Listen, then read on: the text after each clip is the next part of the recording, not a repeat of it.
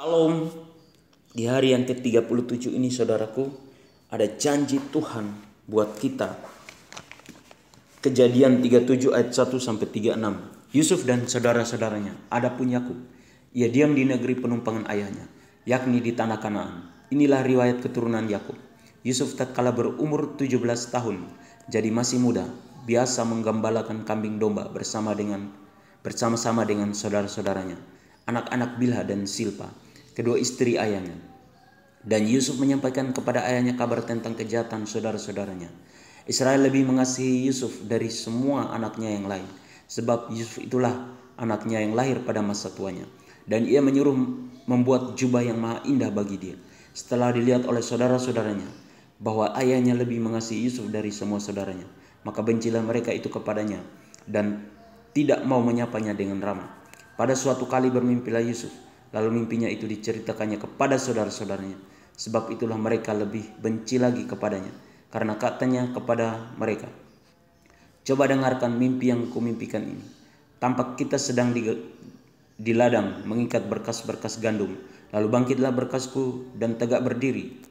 Kemudian datanglah berkas-berkas kamu sekalian mengelilingi dan sujud menyembah kepada berkasku itu." Lalu saudara-saudaranya berkata kepadanya, "Apakah engkau ingin menjadi raja atas kami? Apakah engkau ingin berkuasa atas kami?"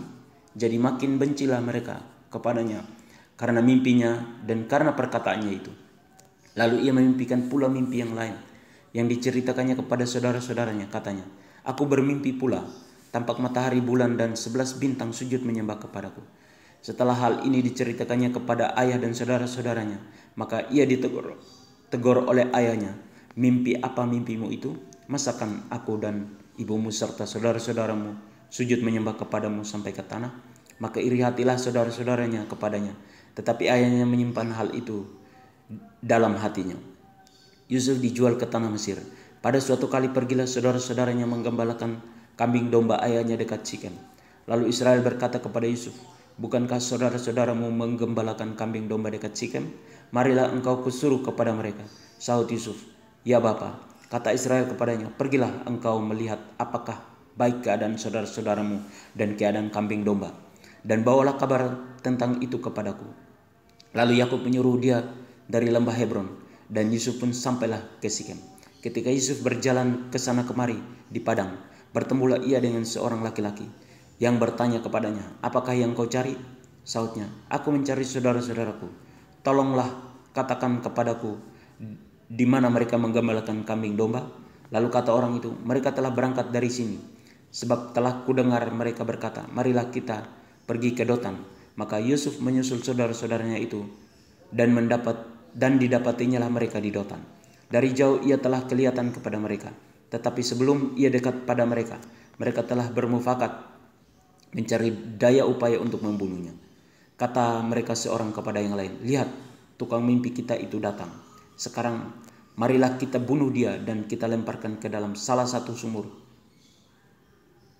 ini. Lalu kita katakan seekor binatang buas telah menerkamnya.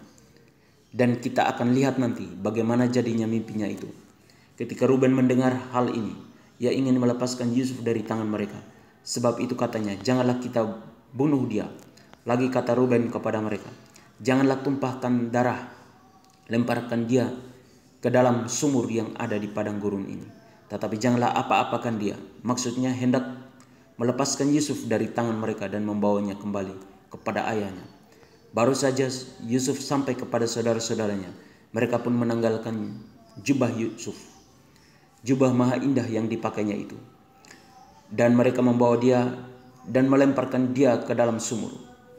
Sumur itu kosong, tidak berair. Kemudian duduklah mereka untuk makan. Ketika mereka mengangkat muka, kelihatanlah kepada mereka suatu kafilah orang Ismail datang dari Gilead dengan untanya yang membawa damar, balsam dan damar ladan. Dalam perjalanannya mengangkut barang-barang itu ke Mesir. Lalu kata Yehuda kepada saudara-saudaranya itu, "Apakah untungnya kalau kita membunuh adik kita itu dan menyembunyikan darahnya? Marilah kita jual dia kepada orang Ismail ini. Tetapi janganlah kita apa-apakan dia, karena ia saudara kita, darah daging kita." Dan saudara-saudaranya mendengarkan perkataannya itu. Ketika ada saudagar-saudagar Midian lewat, Yusuf diangkat ke atas dari dalam sumur itu. Kemudian dijual kepada orang Ismail itu dengan harga 20 shikal perak. Lalu Yusuf dibawa mereka ke Mesir. Ketika Ruben kembali ke sumur itu, ternyata Yusuf tidak ada lagi di dalamnya. Lalu dikoyakkannya lah bajunya, dan kembalilah ia kepada saudara-saudaranya. Katanya, anak itu tidak ada lagi. Kemanakah aku ini? Kemudian mereka mengambil jubah Yusuf dan menyembelih seekor kambing, lalu mencelupkan jubah itu ke dalam darahnya. Jubah maha indah itu mereka suruh antarkan kepada ayah mereka dengan pesan, ini kami dapati, silakanlah Bapak periksa apakah jubah ini milik anak Bapak atau tidak. Ketika Yakub memeriksa jubah itu, ia berkata, ini jubah anakku, binatang buas telah memakainya. Tentulah Yusuf telah diterkam. Dan Yakub mengoyakkan jubahnya, lalu mengenakan kain kabung pada pinggangnya, dan berkabunglah ia berhari-hari lamanya karena anaknya itu. Sekalian anaknya laki-laki dan perempuan berusaha menghiburkan dia, tetapi ia menolak dihiburkan, serta katanya, tidak. Aku akan berkabung sampai aku turun mendapatkan anakku ke dalam dunia orang mati. Demikianlah Yusuf ditangisi oleh ayahnya. Adapun Yusuf, ia dijual oleh orang Midian itu ke Mesir kepada Potifar, seorang pegawai istana Firaun, kepala pengawal raja. Ada perintah Tuhan hari ini untuk kita supaya tidak melakukan kejahatan seperti benci, iri hati, dan membunuh. Janji Tuhan buat kita hari ini adalah Tuhan akan mewujudkan setiap impian dan harapan kita. Amin. Tuhan Yesus memberkati.